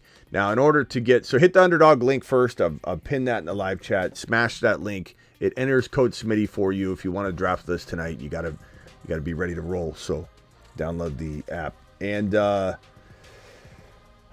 Patreon league, or the Patreon itself, is where it's at. The community, this same community you see here live chatting, they're live on this app. It's a chat app on top of a content app. So there's basically two things you can do. You can look at the written content that I create that's locked down to Patreons, $10 a month, or you click on the chat tab and there's 10 live chats where we're all conversating 365, 24/7. There's even a game day chat I've created that we're going to get in during games. You can ask start bench questions. Your replies can all be nested under your question, so it's very easy to find your question answers that go with your question. And just chatting away during games is going to be worth it alone. But the first 200 members on Patreon will get into the 242-man league. We'll draft on a Saturday. For those watching, I'll send you an email when it's ready. I've filled up the first 2 or 3 leagues of the 11. It'll be 11 leagues of 22 people. Best ball style, no ad drops, trades, nothing. It's best ball. You draft once and you leave it alone. And it's going to be 1 quarterback, 1 running back, 1 wide receiver, 1 tight end. Strategy through the roof, because when you draft a quarterback, if there's 22 picks in each round and you have 4 bench spots, how do you fill your bench? Do you put all RBs? Do you put all wide receivers? Do you divide it up? 1 quarterback, 1 running back, 1 wide receiver, 1 tight end? What's the best strategy to try and win this best ball tournament with 4 bench spots and 4 starting spots? 1 QB, 1 running back, 1 wide receiver, 1 tight end. 11 leagues of 22 are going to draft on a Saturday, maybe a Saturday and Sunday in August. Do a marathon draft of all these drafts, and then the winners of each 11 leagues will go into a Dynasty league with me. Now, and that's going to be drafted in 2025. So the winners. In order to qualify for that, you got to remain a Patreon, through that time.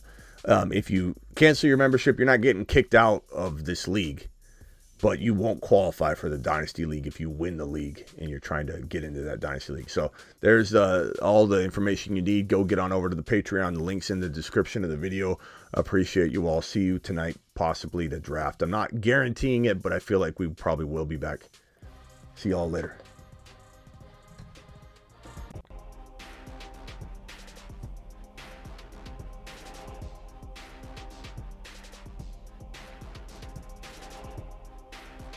And real quickly, I can drop a private draft link. You guys like to do these a lot, so let me drop a private draft link so we can jump into a draft right now. It'll be a slow draft, but they're fun to do anyway. And if you do a lot of these, you're kind of always on the clock at some point when you're doing a bunch of these. They take forever, but they're kind of fun. I like them. I like it dragging out. I like the fact that I can look at my phone and I'm on the clock in 4 different drafts every time I look at my phone. So, some people get frustrated if they only do one of these and they got to wait. Just do a bunch of them. So here's that league right there. That'll fill up very quickly. So grab a spot. That link will also insert code Smitty for you. So that link will get you what you need to be able to draft and get that 50% match on your first deposit. So that link will get it done. You haven't signed up yet, click that link, jump into the draft, and also get your 50% match on your first deposit. See you in the draft right there.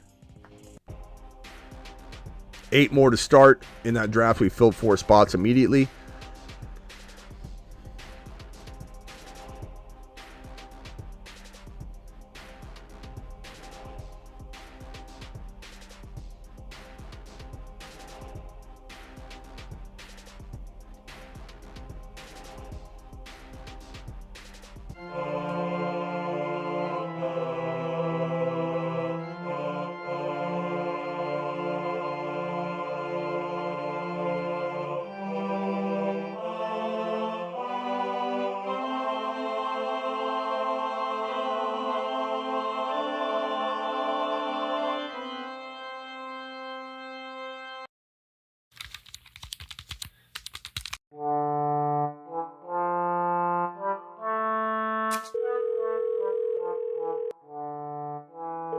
Come on, man.